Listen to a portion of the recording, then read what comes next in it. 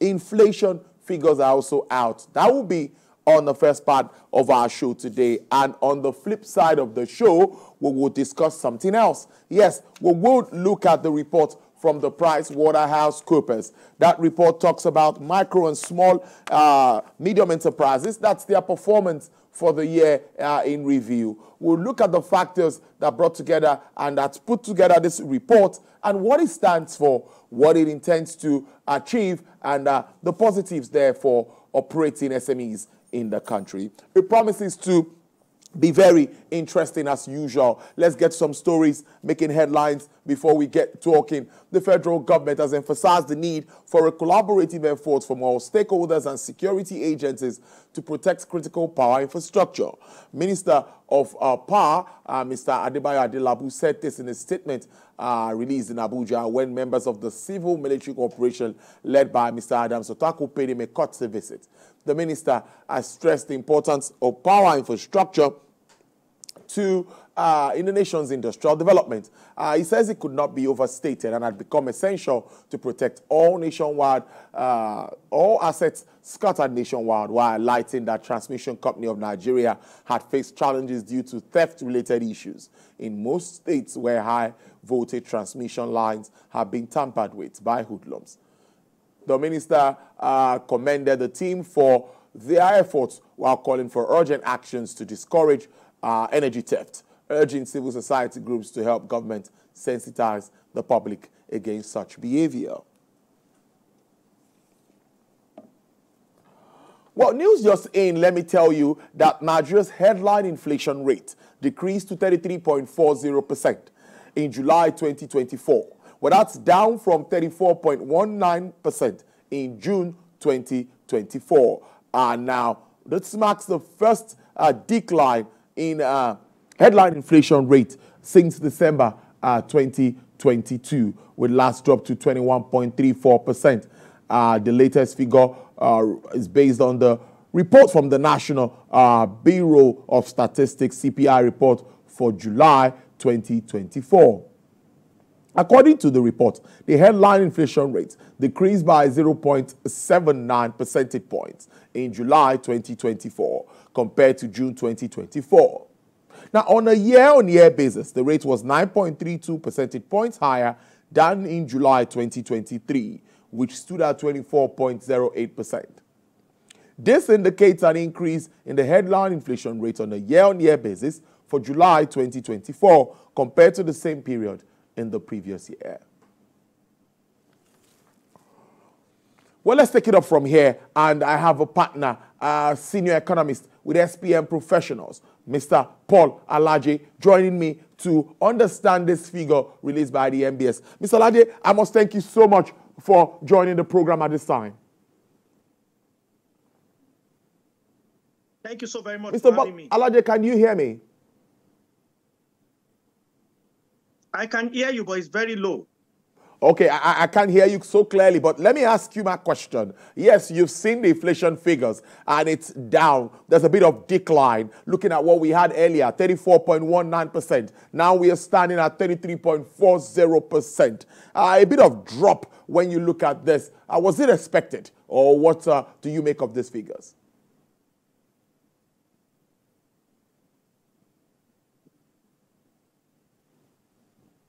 Of course, Mr. Paul cannot hear me. Mr. Paul, can you hear me?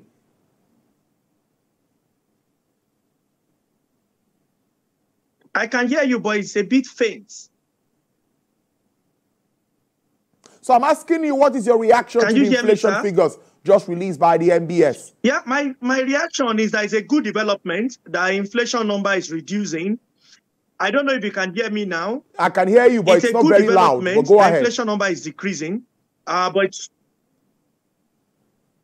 okay, sir. It's a good development that inflation number is reducing. It's too early for us to say whether or not we have gotten to the point of deflation where the number will start reducing. The numbers that might have induced the reasons why we might have had inflation in the first instance, when you compare to when we have the inflationary period of 2015, when inflation around 2014 or so was largely single digit. One, we have seen COVID, we have seen printing of money, and so on and so forth. We have also seen closing of border, you know, all of those between 2015 and 2022. So inflation likely has remained with us, and it has been double digits, which has major implication on our economic growth. Recently, we have also seen two policies of government added to that. So we have seen inflation now hit for the first time in a long time. So what that could mean is that we have a full cycle of inflation, and the rate at which inflation is growing, because it's still growing, but it may be growing at a reduced rate.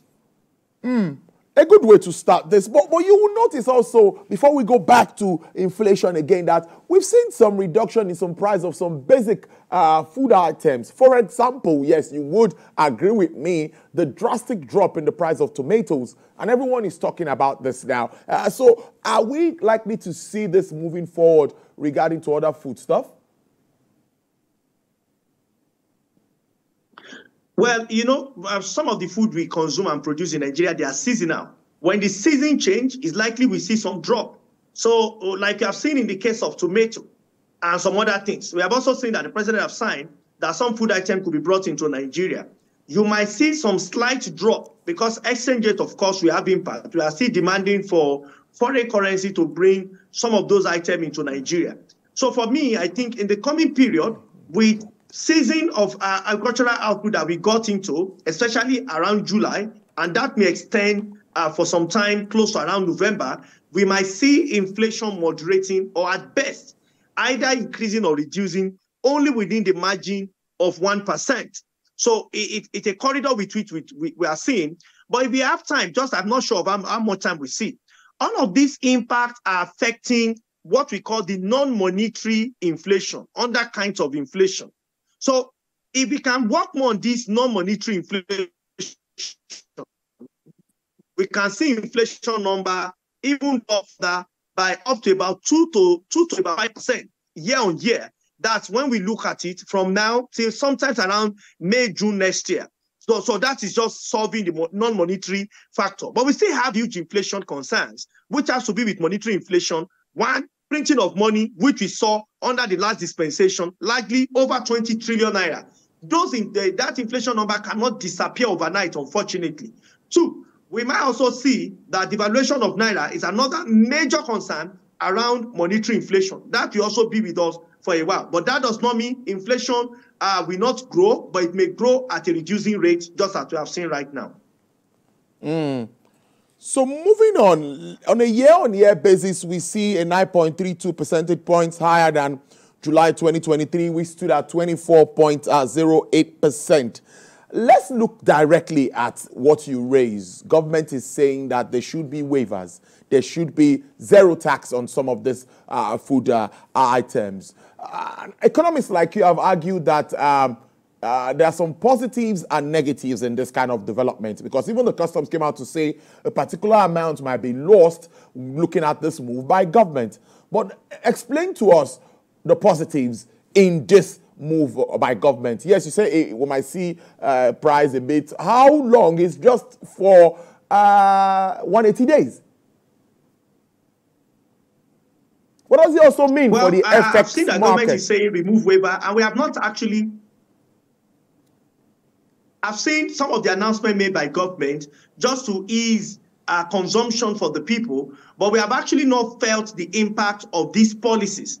The policy impact, because some of these policies came around July, and we have started seeing implementation in late July and now mid-August. So before we feel the impact of some of these new policies, they may be happening when we are receiving August, September, and October inflation numbers. So for me, some of those impacts are initiatives just to reduce the impact of a cost of living, to reduce the impact of cost of living on people, and perhaps to make the price ease further. And like I said earlier, we're going to see all of these, but likely they will connote non-monetary inflation that we can combat with policy.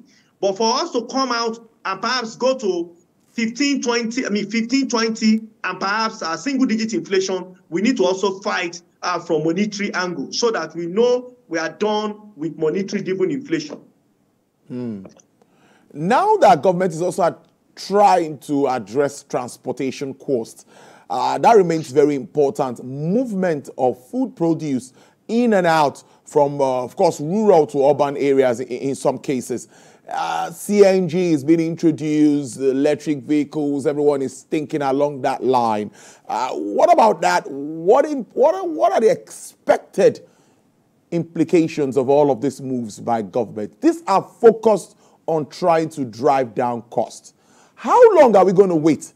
Like you've been talking about earlier, how long are we going to wait before it starts to trickle down to everyone? Talking about putting food on our table. Well, trickling down is a matter of time. The goal of the monetary authority is price stability. And price stability starts with signaling.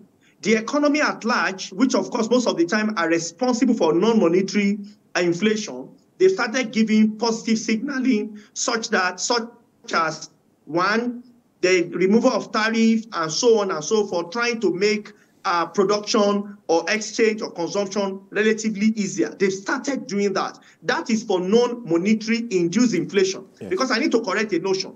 People believe that when you have inflation in a nation, it is solely the responsibility of monetary authority to bring down inflation. That does not agree with several literature. More recent literature, even Keynesian economics have been corrected about belief that it's only monetary authority that can correct inflation pressure. No, we have monetary and we have non-monetary. So most of these positive signaling we are seeing, again, luckily for us, we've got into period of harvest, which has also helped to boost supply, because to a large extent, we need to solve our supply challenges. But we now need to still deal with the big elephant, which is monetary nature. You ask, when will it start trickling? I'll give you an instance. Central Bank over the years, in the last 5, 6, 7 years, has continued to increase interest rates. Increasing interest rates, why is it not translating to reduce inflation? Because many may think because of the new increase in interest rate, that is why you see this reduction. I will tell you that I largely beg to disagree. When you reduce interest, when you increase interest rates, and you even buy some of the naira, sometimes central bank buy naira and sell dollar to BDCs and so other operators just to intervene, to bring exchange rate down and also to bring inflation down.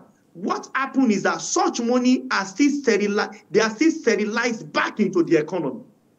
Let's assume we don't sterilize those money back into the economy, we would have seen reduction in monetary component of our inflation, which accounts for about 70% of inflationary pressure that we are having today. So if you want to feel impact, the impact will start coming when there is that alignment, both from monetary and non-monetary. Right now, we just want to do everything possible to bring down inflation. Unfortunately, we need to do beyond everything possible. We need to be calculative. We need to be strategic. We need to also understand the behavioral pattern of inflation, not just in Nigeria, but around the world. We are seeing some externalities.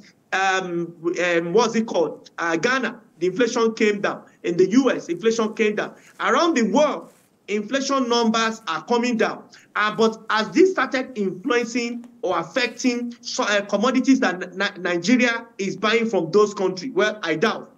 Based on the last survey report we got, prices are still relatively high as at July, especially what is coming to Nigeria. No thanks also to exchange rate and the fluctuating pattern of exchange rate in Nigeria. So, but if fiscal authority can further intensify, when I say fiscal authority, I don't mean Ministry of Finance. I mean the economy at large can further intensify, or the real sector can further intensify efforts to reduce the impact of hardship on people. Our monetary authority will now not just increase interest rate, but we start sterilizing the money back. And ways and means, again, will not be the way to go. If not, we might be back in another high level of inflation. And just to correct this, inflation is still very high, is growing, but now is increasing at a reducing rate. Mr. Alaje, before I let you go, we talked earlier, I'm so sure months ago, about local refining. The oil and gas sector is one of the sectors that takes a lot of FX, of course, from the central bank for us to be able to bring in finished products. And we all thought it was sorted out. Dangote refinery. You are aware of the back and forth with regards to this crude supply today, tomorrow, NUPRC is not doing what needs to be done. The next tomorrow, we're not getting enough barrels that we expect for us to kick up production. Dates have been moved, has continued to be moved. Up till now, we're still moving dates for us to start to produce PMS or refine PMS, and we have the final product. We've seen Jet A, we've seen Jet A fuel, we've seen, I think, diesel and all of that. Now that we are at this point, this is supposed to affect energy prices and all of that. What do you make of this problem? And how do you think this can be sorted? And we get that aspect that takes a large chunk of our effects. We can get it sorted and localized. Whatever strategy government wants to use, we need to solve our downstream problem, which includes refining and distribution, as well as retailing.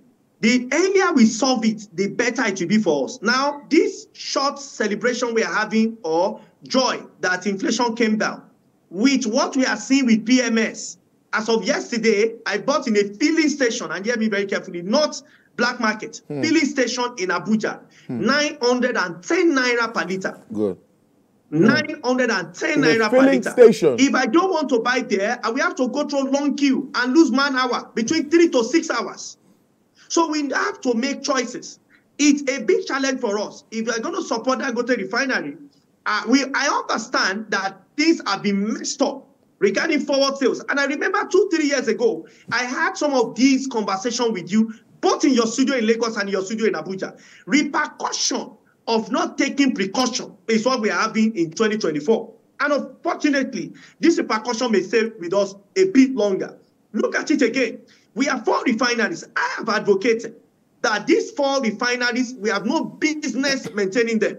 Let's find private sector, whether local or foreigners, that we can give them to. Their job is to make output. Whether government is going to sell 30% or 70% of the refinery to them, retain some portion for national signature. But private sector is particular about one thing, output. Again, we need to do more. And I'm happy the head of military in Nigeria have said he has visited the Niger Delta region so that we can protect either our pipelines or output that is coming out from the region. Over 700,000 barrels of crude a day is unaccounted for. We need to do something very quickly about it. If truly we want to stem the trend of inflation, because if we don't have enough output, how are we going to guarantee supply? And earlier in this conversation, I told you supply is still very central, very key, if truly we want to have economic liberation and we want to be free from the fingers of inflation that is pressing us really deep now. I am worried. I don't know how much of how worried you are. But looking forward, because obviously we are getting to the last quarter of the year, moving on, what are you thinking? Which of these policies or which of the policies instituted now do you think would really pay off practically as we move on? Nigerians are expectant. That is something that I have noticed. So what do you think? Are there quick wins? Let me put it that way. For me, I see that by the last quarter, we'll be seeing some food imports, but we have to do that with a lot of caution. I will want to strongly advise that does not extend beyond 5 months.